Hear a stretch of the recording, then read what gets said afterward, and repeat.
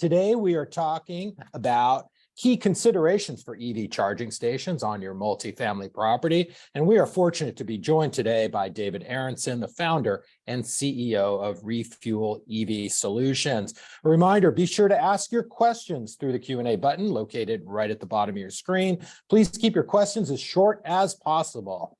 And also ask them early so I have time to read and absorb them. Well, listen, everybody, multifamily developers in California are now required to incorporate design plans to meet the future demands of 100% electric vehicle adoption rate. And as more people to continue to purchase electric vehicles, demand for rental properties that are EV ready will drastically increase. Have you thought about how you are going to deal with this increased demand for EV charging stations?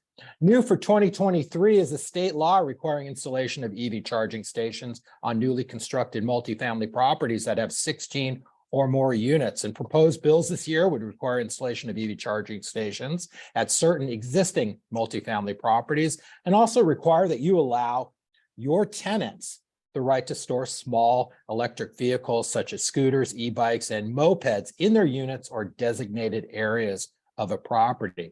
Refuel Electric Vehicle Solutions, or REVS as they're called, is your answer for all things EV.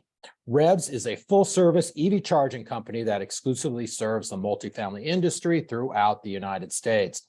REVS works with owners, developers, and property managers to provide EV charging solutions for their properties and their residents. They offer pre-development consulting services and also management, installation, and ownership services tailored to your single multifamily property or your entire portfolio. With many, many years of experience, REVS has unique insights into the needs of property owners and managers looking to place electric vehicle charging stations at their properties. They have the knowledge and experience to help you install and manage your EV charging stations. And take it from me, REVS is a client-focused company and will always ensure that you get the best product and service with a smooth deployment. For more information, you can go to their website at refuelevs.com or call them at 833-738-7382. Again, it's refuelevs.com or call them at 833-738-7382. And after this webinar, you're definitely going to want to reach out to these guys. They're great. Now, before introducing our guests, let me remind you the information you're about to hear is for general information purposes only. Absolutely no legal or tax advice is being provided to you today. Keep in mind that every situation is unique and the laws, rules, and regulations may have changed at any time. So before acting, seek advice from your licensed professional. And in addition, the opinions expressed during this webinar are those of the presenters. These opinions do not reflect the opinions or views of AGLA or of its members. And with that, I am pleased to introduce David Aaronson, the founder and chief executive of Refuel EV Solutions. David founded REVS to help real estate owners capitalize on the impact of the transition to electric vehicles and the impact they will have on their properties. Before forming REVS, David held a successful career in commercial real estate, in the commercial real estate banking industry, where he arranged debt and equity capital for commercial real estate investors and developers throughout the U.S. David, welcome. Thanks for being here today. This is really an important and timely topic for all of us. I can't wait to hear your presentation. Well, thank you for having me. I really appreciate the opportunity, and hopefully everyone can walk away and say that they've learned something on this webinar. Great. I'd like to start these off by kind of asking a couple questions to understand the audience, and that is, and the questions will come up on your screen if you don't mind answering. Do you currently drive an electric vehicle? And is your apartment property considering installing EV charging stations? So if you can take just a second and answer those two questions for me. I'll tell you, 2 years ago when I started this company and got into this industry, I drove a big gas car, and I switched to an electric vehicle a little over a year ago. And what they say about it is true. There's significant cost savings when you drive these vehicles. My other car used to take $60 to fill up, minimum $70 to fill up the gas tank, and my EV car uses about $30-40 a month. So very significant cost savings. So one day, hopefully, everybody will be there. Let me go on to start the next slide, if I can. Did you get the results, David? I did not get the results. Maybe we could put those back up. Okay. There we go. So, well, so 20% is a good number, and then 80% are considering. So that's a great audience. I appreciate that. So here's what's going on in our society today, and the reason I got out of a 45-year successful industry and entered into a new industry like EV charging, and that is what's going on today is the biggest transition. This transition to electric vehicles is the biggest disruptive change that we've had to our transportation industry since the horse and buggy converted to the gas-powered car 100 years ago. So not a whole lot different. Everything is going to be electric, and California, of course, is the leader in this. There's 16 million cars, of which currently 563,000 of them are electric.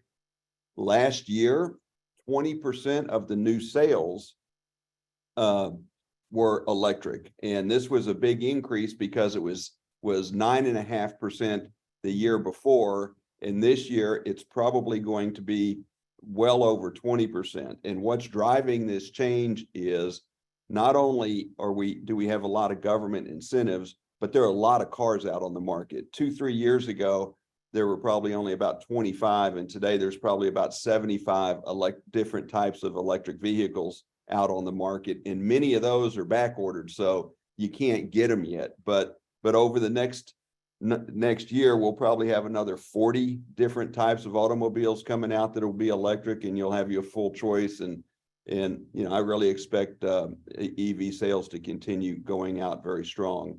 There are in California, of the 30 million vehicles currently parked on multifamily properties, 4.2 million of them are in multifamily. So we know that that's going to be a captive audience for the people to charge. And the most important thing is as an apartment owner and manager is it's become very obvious if you want to compete.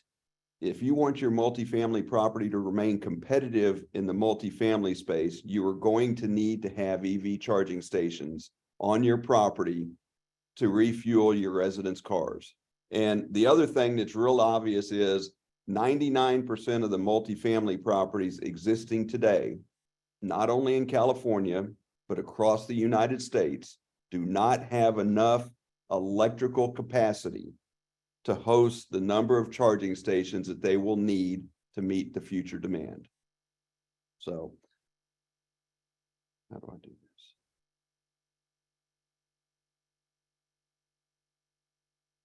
So where do you start?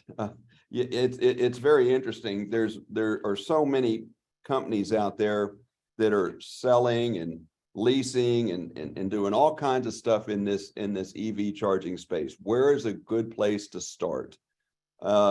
Because there are a lot of different manufacturers that are providing a lot of different hardware, and there's a lot of them that are providing a lot of different software. I'll give you an example.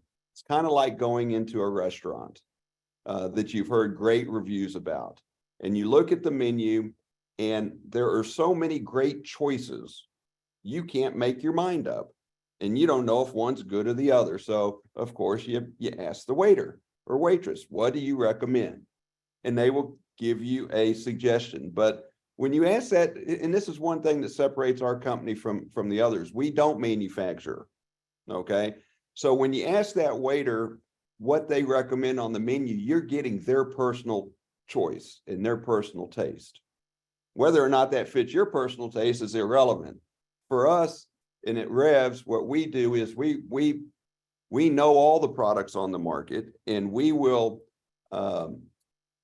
get the product that fits the property and the owner's objectives the best. So we're kind of like that restaurant reviewer or influencer who goes in and tries a bunch of different things and will tell you what to pick out of a certain menu.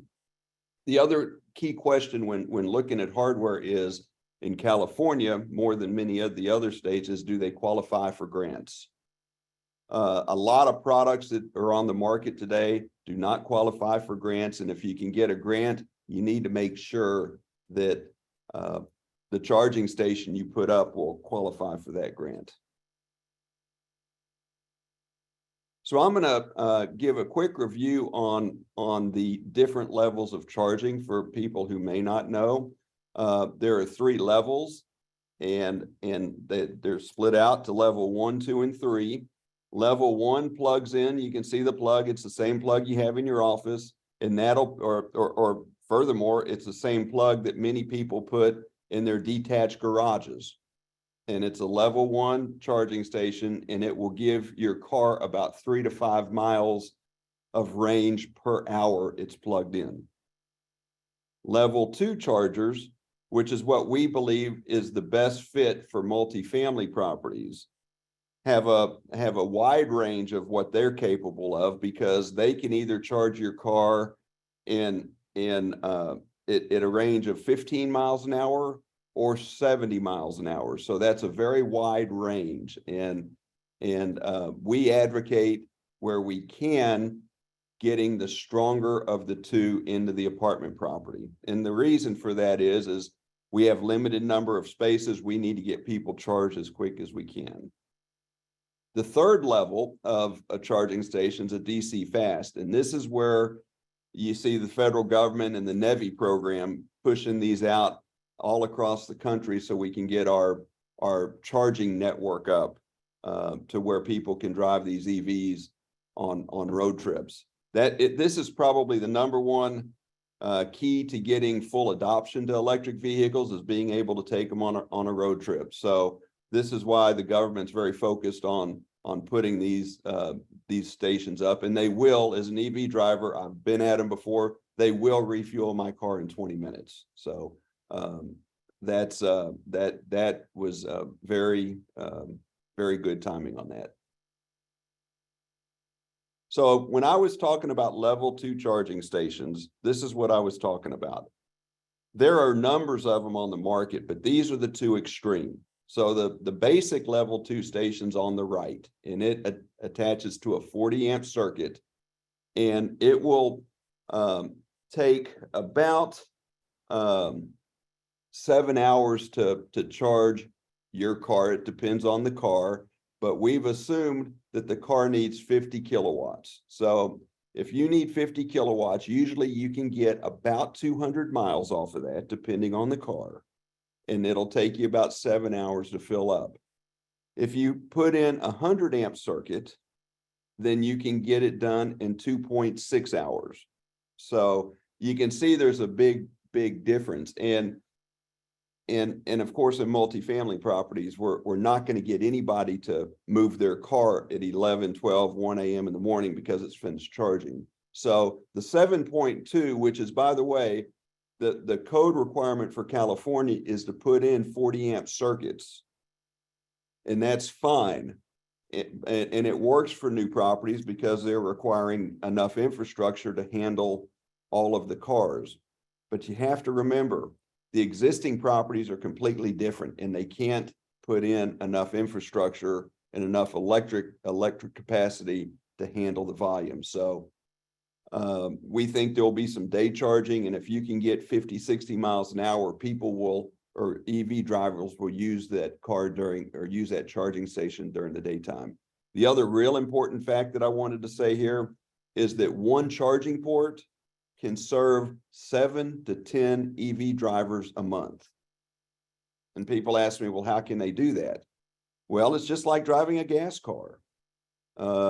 You don't fill your gas car up every day. And when you know you can get a good charge at home, you won't fill up your electric vehicle every day. My personal experience with my electric vehicle is I drive about 8,000 miles a year, and I fill up about every 6 days. I refuel my car. So there's 30 days in a month. I refuel 5 times a month. And sometimes I do it during the day and sometimes I do it during the night, but all the other EVs are doing the same thing. So one EV port can serve 7 to 10 cars a month. So what that means is if you put up 2 dual port stations, that's four ports in your existing property, you're going to handle 30 to 40 EVs. And in many apartment properties, that's all you're going to need for a period of time. In some of the newer ones, you're going to have quicker adoption. You may need more, but our program is let's get started with 2 to 4 charging ports if we can, get the program going and build from there. So some of the key considerations in the hardware that we look for is, first off, does it have cable management? These cables are 18 to 25 feet. And if they don't have cable management, they're sitting on the ground, or they're requiring the resident to pick them up and wrap them around the cable mount or around the cable port. Now, I've been in the apartment business for 40 years, and it's nice to think that the residents are going to be considerate of doing that, but we all know that that's that's not going to happen all the time. But more importantly, and I know it never rains in Southern California, but if it did rain, think about that cable getting wet and going to your car in the morning and having to wrap a wet cable up when you're wearing your business attire.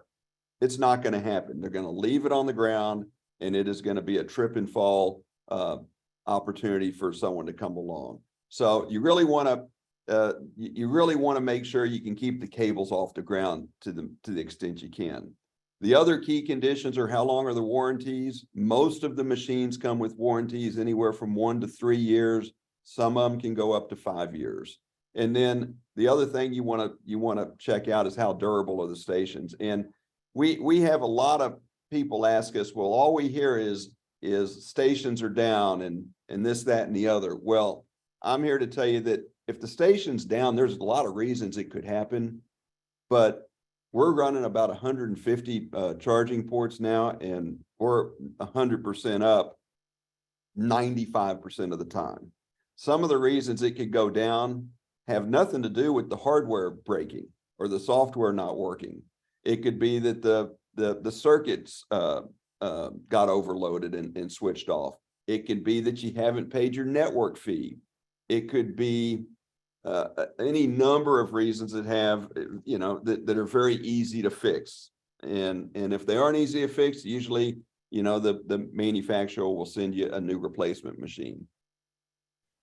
The thing that's also very important, so in a charging port, you have 2 components. You have the hardware and you have the software. In the software, it's very important that you look at what they call, does it have open charge point protocol? OCPP is what it's referred to in the industry. And basically what this does is a couple of things. It allows you to share all the information into the cloud and store it. It's kind of like a network, for lack of a better example. You can set the rates on the charging machines, you can program the machines, and you can get the data for the machines. But here's the most important part about it is, if you think about an owner of apartment properties, they could own properties all over the country or all over the region, and they could have different hardware solutions in their properties. The open charge point protocol allows them to replace the software with new software without replacing the hardware. So one of these days, an apartment owner who might own 100 properties around the country are going to be running 1,000 ports. Charging ports at some point in the future, and they're probably going to want it all on the same software. And so it's real important that you get hardware that has OCPP and not only has it, but the right company that has the mentality to let it be changed out easily. A number of the larger companies in the industry are very protective of this, and while they have OCPP, they make it extremely difficult to change out the software. So something to look at. Other considerations on the software, and this is really important for multifamily, is, can you program a connection fee, a network fee? Everybody has a processing fee, and what a processing fee is it's basically what allows you to take payments for using the charging stations.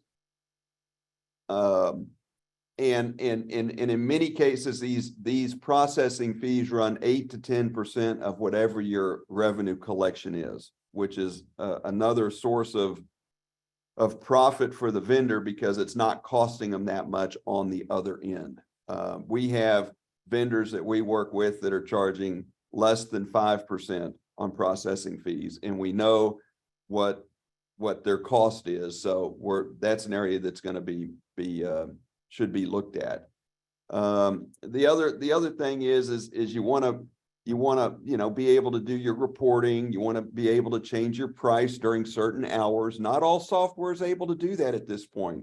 And I know in California there's a lot of talk about the time of use and what time rates may change at certain times. And certainly if you have a charging station and your rate goes up in the afternoon and your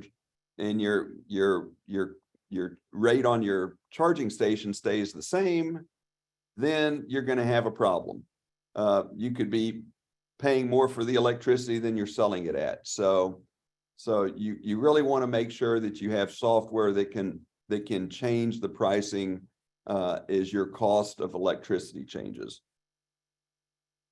Other software considerations are it needs to be connected to the Wi-Fi, or if not Wi-Fi, it needs to have near field communication, which is just basically just the same thing that works on your Apple cell phone when you take your phone up to the reader and you click it. Same thing. So you need to have one or the other so you can get that information to the cloud. The other thing is, and not all the software vendors have this yet, but most of the big properties run with the property management system, and all of the vendors are looking for ways to integrate with the property management system. Some are there, most of them aren't, but it's still very early on, and at one point in time, everybody will be there. Of course, California is leading this charge, and there are always grants coming out. And so where we you want to make sure that whoever you're working with knows how to apply and process a grant. And then it's one thing to get the grant. The second thing is that how is it going to be managed? A lot of times when you get a grant, the provider of the grant requires certain information every quarter or every year. And so you want to make sure that whatever vendor you've chosen, or if you've chosen no vendor to help you operate these charging stations, that you make sure that you get these reports filed in time. As I said, there's a lot of different programs depending on where you are in the state of California. They certainly seem to be well accepted. They usually are oversubscribed. And what we can recommend is that if you want to go the route of putting up charging stations and getting grants, we recommend it's really important to be prepared. And what do I mean by that? You should have an idea of what it's going to cost to do what you want to do with the charging stations. And usually 75% of the cost is got to do with running the electricity and handling the make ready to get the electricity to the charging station. So I would recommend that before, if you want to apply for grants, that you know what your cost is going to be, because by the time you get that around and apply for the grant, you would have missed the grant. So here's some tricks that we've picked up in putting up charging stations. And I just want to point them out. So the one on the left is in a garage. See the cable management? It doesn't quite get all of the cord off of the ground, but it gets a good bit of it. And more importantly, these are 25-foot cords. If we had gone with 18-foot cords, we would have had them all off the ground. When we install a charging station, we're very cognizant of where we're putting it, okay? And so this is a typical example. There's no sidewalk here, so we could put it in the grass, and we put it between two parking spaces. These are good examples of what happens if you don't have cable management. Now, this is just one station. What happens when you have 10 or 20 of these? It's going to be, in addition to being a trip and fall hazard, it's going to be very unsightly. So we advocate doing something to get that cable off of the ground, and cable management is what it is.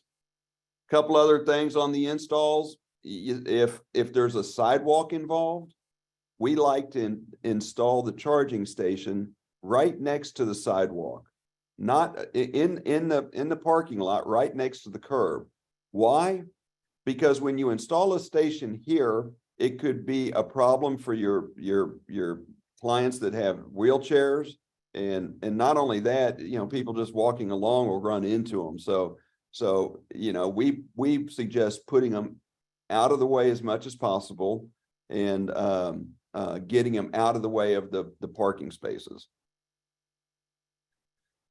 So this is kind of nearing the end, but you know, what we do, what separates REVS from other companies in the country are, we have been in the real estate business for 40 some odd years.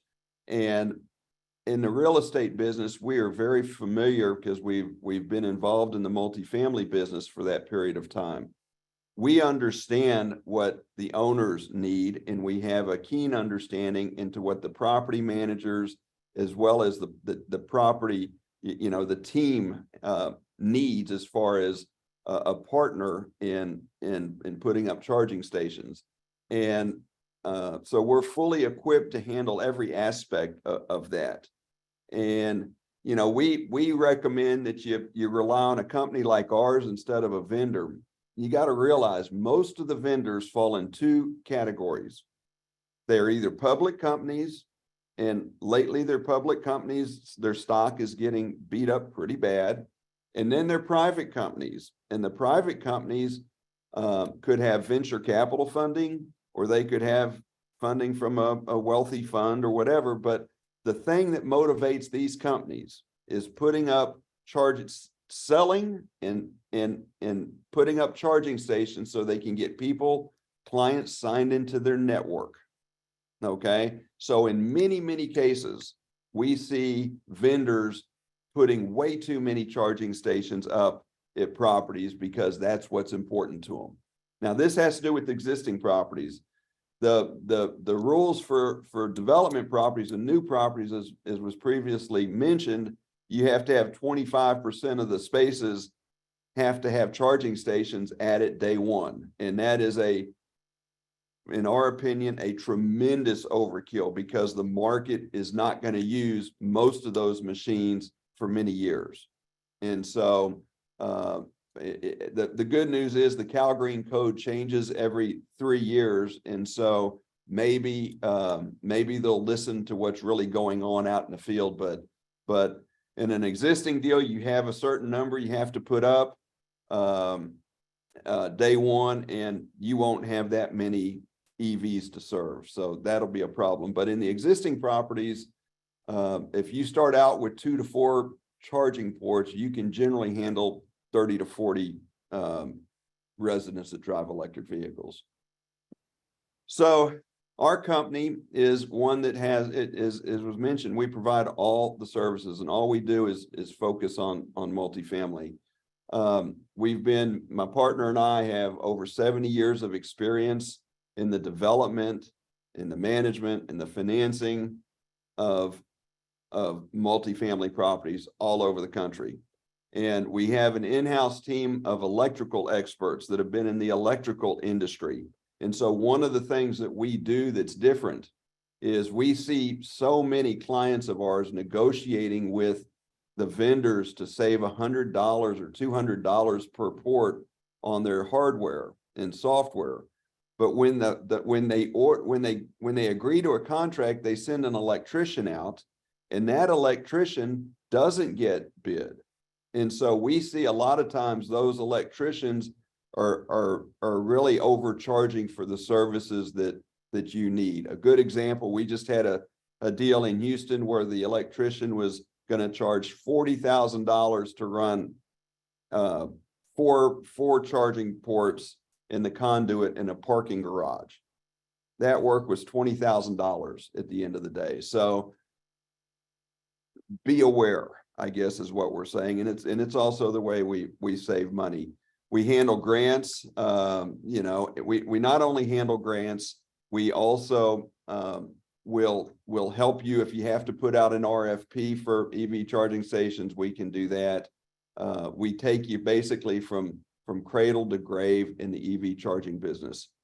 The other thing that separates REVS from almost everybody else in the market is if your property wants charging stations but doesn't have the capital to invest, we are more than glad to come in and invest the capital and own and operate the charging stations, reimburse you for the electricity that we've used, and share the profit. So we just don't think there's any reason you should not be hosting EV charging stations in your property because your budget does not allow for this kind of expenditure. You know, if you get just one new tenant and your average rent is on that tenant is $1,500 a month, that's $18,000 in revenue that you're getting just because you have a charging station. And generally speaking, the cost to put up 4 charging stations is, you know, call it $35,000. So an $18,000 annual return from just one apartment on a $35,000 investment is, most people would consider that to be a very accretive return. So if you want to own the station, that's fine. We'll do everything for you happily. Or if you don't have the capital and you want us to own it, we're glad to do that as well. So with that, I think we'll open the floor to questions. Well, great job, David.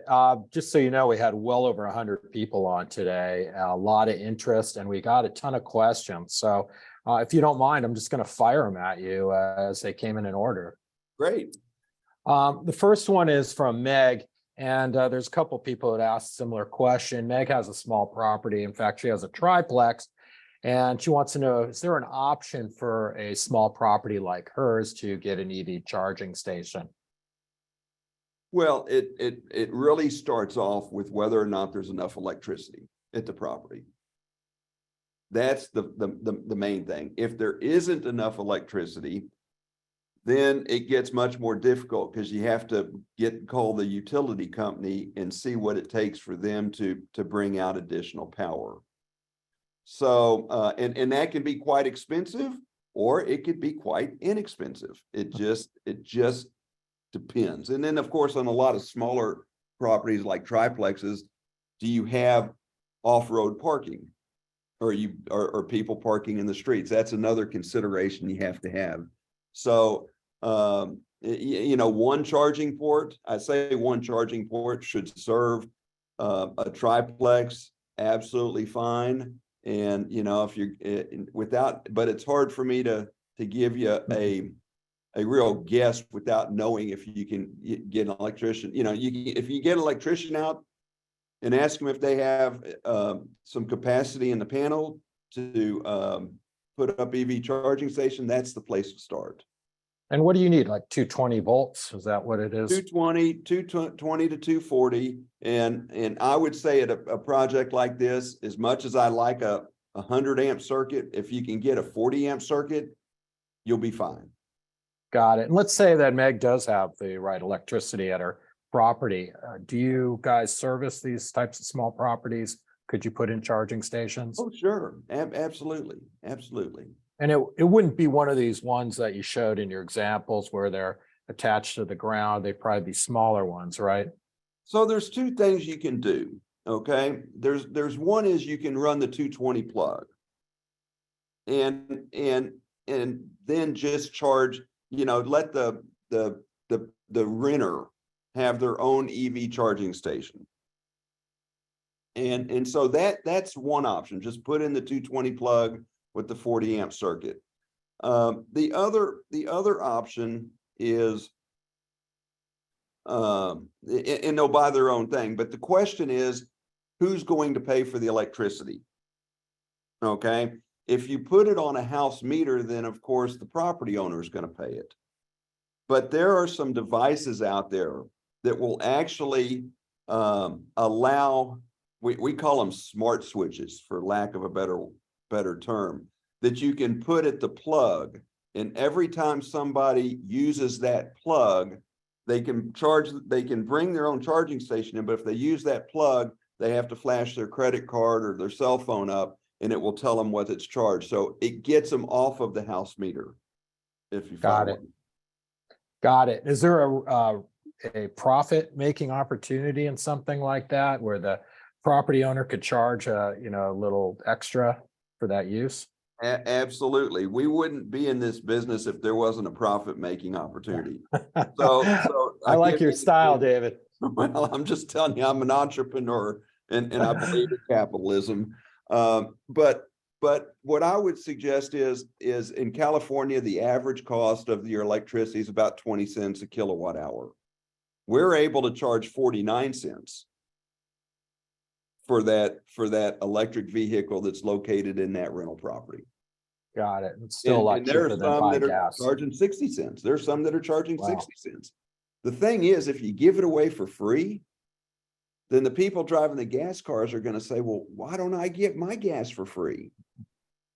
You're paying for their fuel. Why aren't you paying for my fuel?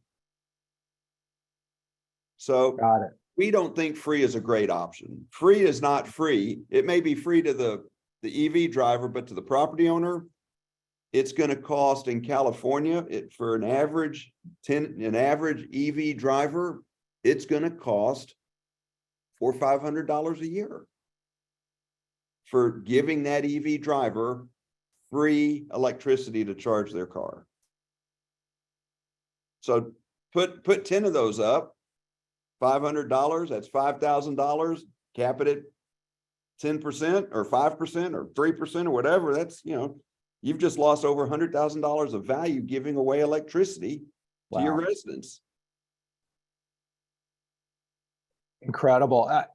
We got a couple questions about some local programs. I know you mentioned grant programs through some of the utilities. How familiar are you with the LADWP, Los Angeles Department of Water and Power program, or the Southern California Edison program? Because we have a couple questions on that. Somewhat familiar. They come and they go. The SCE program probably a little more, but the LA is always offering programs. They offer them and then they run out and then they come back the next year and offer a little bit different. So I'm not as personally, but we have a team dedicated to following up on these grants. So if the question's any more specific, I would refer you to my team, but fire away. Okay. Well, Greg's got a question here about the SoCal Edison program. He wants to know, how does your program differ from the Charge Ready program offered by SoCal Edison? Well, SCE has, first off, SCE has a program, as y'all may or may not know, they've committed $450 million to providing infrastructure to multifamily properties. So what we've come to learn is first off, unless you can host about 8 or 10 charging stations, SCE is probably not going to help you out. It's a numbers game for them. So that, every time, I say every time, many times when we've worked with the SCE program, the client on the other end says, well, we don't want to put up 15 or 20 stations. We don't have anybody living here yet. And the reason is of course they have network fees that are associated with those. So the network fee is generally $15 per port per month. So if you're being required to put up 20 ports, that's a significant amount of money, and you don't have any EVs in the parking lot today.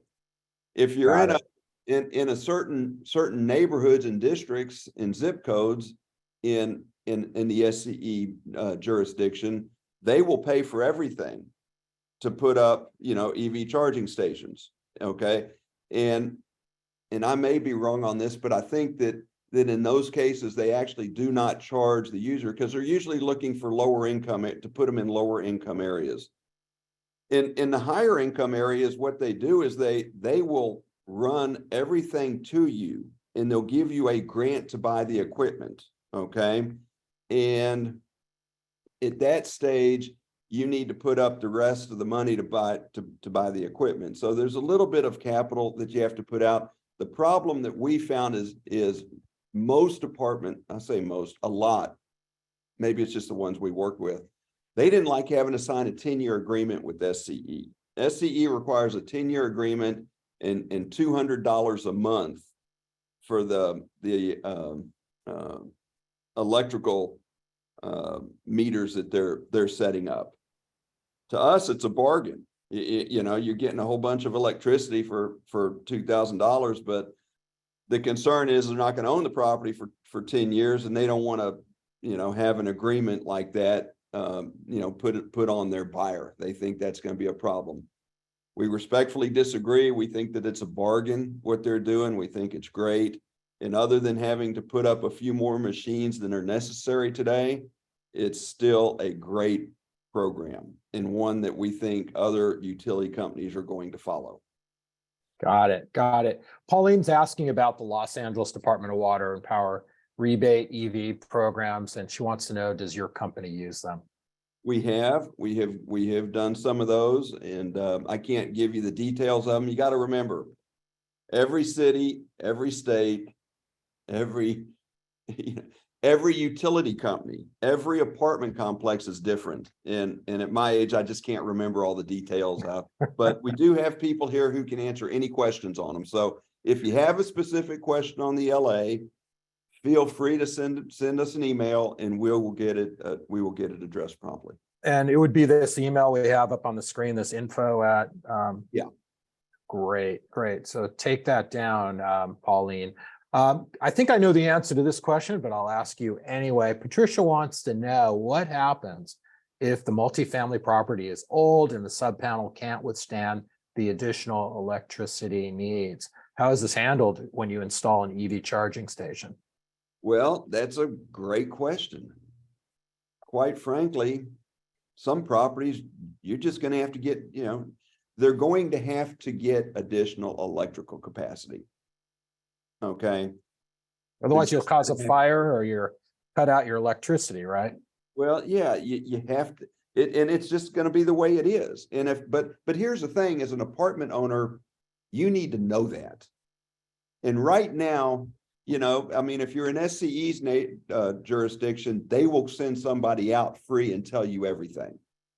But if you're not, then you have to go to someone else. And our company actually does what we call due diligence reports, which to us, if you're buying an apartment property, it should be standard due diligence. You should want to know how many charging stations that you can support on the property's existing infrastructure, because you're coming up with the budget to buy the property and renovations, and you need to know this stuff. And there are very few people. In fact, the current due diligence companies that are out there, none of them that I'm aware of provide this level of information. They just don't do it. One trick on the older properties that we found is the laundry rooms that back when the properties were built in the 60s and 70s, they had separate laundry rooms, if you recall. And a lot of that today, when people are now putting those laundry mats in the apartments directly, if you do that, then that laundromat has electricity that can be used. So it's just a matter of then moving it. I see. That's great advice. Great advice. Leonard's got an interesting question here. He wants to know, is there a difference in charging stations for hybrid vehicles versus electric vehicles? No, not that I'm aware of. I hadn't studied the hybrid, but I don't think there is. I think they're the same. It's the plug. They're all just same plug, right? Got it. Got another question here. Are there different challenges when installing these charging stations in a condominium community versus a multifamily apartment community? Absolutely. There's a lot of challenges. And there's a long list of them. But the first one is getting the homeowner's fee to approve the expense to upgrade the electrical infrastructure. 3 people out of the 100 people drive electric vehicles, and of course they want it. But the 97 that don't drive electric vehicles don't want to pay for the electrical infrastructure upgrade that's needed. So how do you do that? Well, the 97 people have to realize this. If they go to sell their property, and that property does not have the ability to refuel the owners or the residents' vehicles, it's going to lose value. So they have to put them in. And of course, if you're an apartment property, you get 1 vote, it's the owner. You get a homeowners association, everyone has a vote. So it's a lot more complicated. The physical side of putting it in could be a challenge, because everybody in condominiums generally owns their own parking space. So there may not be room to put shared spaces up for EV charging. And the cost to provide EV charging to each one of those spaces could be very significant. I'm talking over 6 figures, depending on the size of the property. But you have to run a plug to each parking space. And so we see homeowners associations spending the money to bring in a central additional electricity to a central point, and then each of the individual homeowners paying to run the conduit from that meter to their spot. Or conversely, we will, if there's an open parking space or 2, we will be glad to do that. And of course, it'll be a shared space, and we would look for something where we could set up a reservation system so people could set up a reservation to charge their car when they need it. Got it. There's a number of people asking questions about how much a charging station costs. And I know you threw out some numbers. Can you help hone in on a price for a charging station? Let's say it's for a smaller building and it's just one that you kind of hang on the wall, not stuck to the ground. Maybe you give a ballpark. We won't hold you to it, David. Yeah, well, so look, I'm going to give you a range. The range for the top line with 2 charging ports, 1 pedestal, cable management. I'm going to start at the top. Okay. Cable management, all the level 3. I'm sorry. Would this be a level 3? This is level 2. It's a level 2. Okay. Okay. It's a level 2 station, kind of what I showed y'all earlier on the pedestal with the cable management. That machine is going to cost, generally the 2 machines are going to cost somewhere around $9,000 to $10,000. And I'm a classic overstater. Okay. It'll be less, but I'm giving you the maximum. If you knock out the cable management, knock $1,000 off of it. And if you just knock out the pedestal, you can knock another $500 off. So, and that's for 2 stations. So you're talking, anywhere from $2,500 to $4,500 a charging port, plus the cost to put it in. I see. And that's for the high end, you said? That's for all level 2 stations. All level 2. Okay, got it. Would that include this credit card transaction thing? Oh, Yes. okay. So that's great. It includes the Wi-Fi, the credit card, everything. The a 1 to 3 year warranty, depending on the manufacturer, but it's everything. And there's this credit card, the credit card transaction device that's hooked up to your bank account, I assume, and you can go in online and set the pricing for that. So you could quickly earn back $2,500 to $6,000 very easily. Well, so we think that the average driver, who uses our charging stations at an apartment project will generate And in California with the higher rates, I'm going to say we'll generate, call it $1,000 of revenue a year. And with that, they'll drive probably 10,000 miles a year, maybe 11,000 miles a year. So that's $1,000. You subtract out your electricity, which was 20 cents. So that may be $200-300, and your network fees $300, $200. So, you're making $400 or $500 a user. Got it. Got it.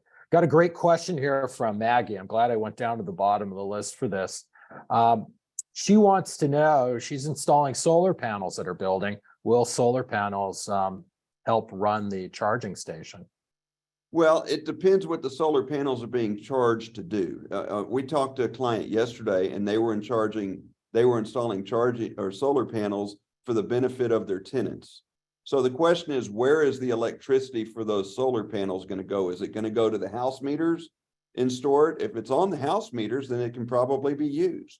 If it's going to help the individual tenants, then there's no way to use it yet.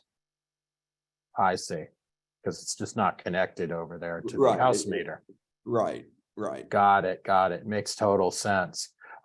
Someone's asking, how does Refuel Electronic Vehicles get paid for their services? Well, we do a couple things. So as a reseller and a manager, we coordinate the installation. We make our spread off of that.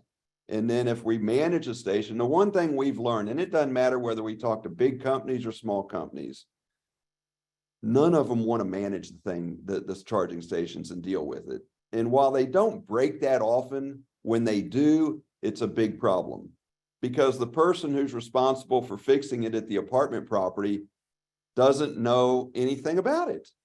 Now, in the future, they might, but at this stage, they don't. So we offer a management service. Okay. So literally, any problems that would arise, we would handle the maintenance and management, and we have several ways we can charge off of that. We charge a fee per use. We can charge a percentage of the profit, or we can just charge a monthly fee to maintain your charging stations. If we own and operate the stations, we pay for everything, and we collect most of the revenue from the machines is our compensation on that program. I see. And so you have people obviously locally to service the greater LA area. So you'd be calling a technician to come over locally then. Got it. Someone's asking, does your company install battery storage? And another person is wondering, what happens if there's a blackout? Is there battery backup to charge these? No. The first question is no, not yet. Okay. I do see that in the future. And then the second question is no. Got it. And then a question about Wi-Fi. So does each charging station need to be connected to Wi-Fi? Yes. It needs to be connected somehow. However, there is a brand that doesn't require Wi-Fi. And we like to use that brand when we're in a parking garage, because a lot of times the signal is not as good in a parking garage as it might be in a garden property, in the outdoors of a garden property. So we have ways of, we want to make sure the station works. So sometimes we have to hardwire the Ethernet, but most of the time we can find a station that doesn't, that'll work, whatever the setup is. Got it. Judy's wondering if there needs to be an addendum to a lease surrounding these EV charging stations. Any experience with that? Well, I guess the question would be, what do you want the addendum to do? What's the objective of the addendum? Yeah, it's a good question. I don't know the answer to that. Yeah, I mean, to me, look, we had, it's funny, people ask, well, do they get vandalized much? Well, we haven't had one vandalized yet, but there was an article the other day on the Wall Street on how people are vandalizing these things. So, I'm sure in the apartment lease there, there's a provision that says you can't vandalize the property. So, Yeah, you'd probably need something surrounding, the parking if there's only one charging station and several users of it, and how to share that space and not to leave your car and block the charger overnight. There definitely are some addendums that you would want to write up. So, well, yeah, you'd want to make sure that they don't, that if they're not driving an EV, that they do not park in that space. right. Would be a good idea, thinking out loud about it. Yeah, and we installed one here at our office, and we have a sign in front of it that you're only allowed to park here while you're charging your vehicle. I'm sure people have seen those at commercial properties as well around Southern California. Let's go to a couple more questions. We're getting close to the hour. And let me see. Patricia's question, depending on how many tenants need EV chargers and how many chargers are available, then there will be a headache of managing tenants hogging the station. And she said she's not looking forward to this drama. Again, there would have to be some kind of addendum surrounding there and proper signage to deal with that stuff.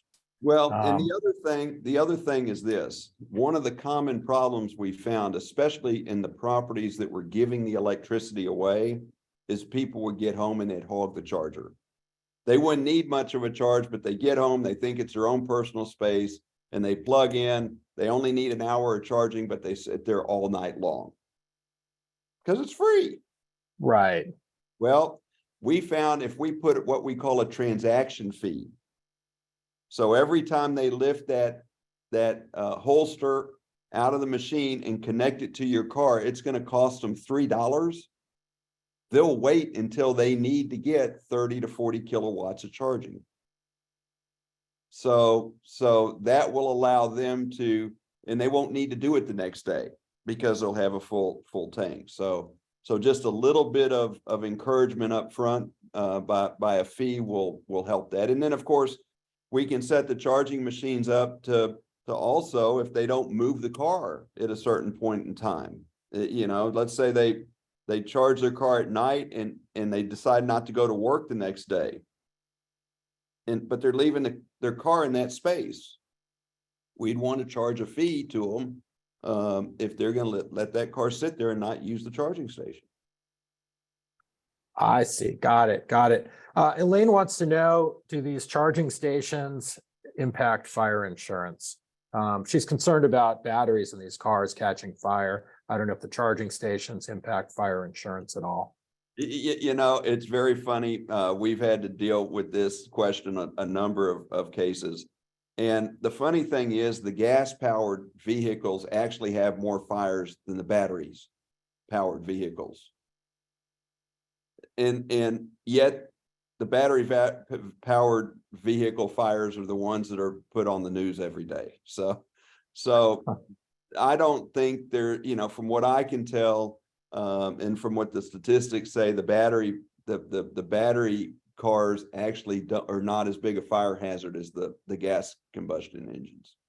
I see. Same thing for landlords, by the way, David. There's, very few bad landlords and a lot more bad tenants, but it seems like the bad landlords get put in the news more often than absolutely. Nobody calls and says, "Oh, this was a great landlord. Let's put him on the news." Yeah, exactly. Here in the People's Republic of California, you're going to be seeing a lot more of us in your neighborhood, by the way, as people tend to move out of state. We know. So welcome us with open arms, David. Let me just see if we have, it looks like we've pretty much addressed all of the questions. Richard wants to know, why not just put in 110 volt plugs at each parking space and let the tenants use level 1 to plug into their car? Got any comments about that one, David? Yeah, no, that's a solution. Okay. But keep in mind that battery is going to charge at a maximum of 5 miles an hour. So what happens if you drive 100 miles in a day? It may take you a week or two of charging to catch up and fill your tank.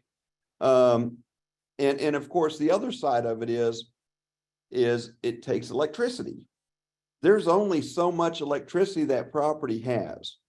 And are you going to spend the money to run the conduit to each space for that 5 miles an hour, or where you're going to run it to 150 or 200 spaces. Of course, every one of them are going to require electricity. Or are you better off having fewer spaces that can serve more cars? It's, I mean, we've looked at it. I mean, in the detached parking garages, it's what the plug is, so you can't go in and replace the electricity in the detached garages. So those are level 1 places you're going to do level 1 charging. I just don't think, you get 2 to 5 miles an hour. I don't think that's enough to keep up with the charging needs of many drivers. It works for some. Certainly in assisted living, they're not driving that much. That works fine. But in some of the areas of Southern California where people have to drive 40 miles to work every day, the level 1 will never work. Because it's 80 miles a day, and you're gonna have to charge 13, 14, 15 hours a night. And, that was pretty much my exact experience on our Chevy Bolt.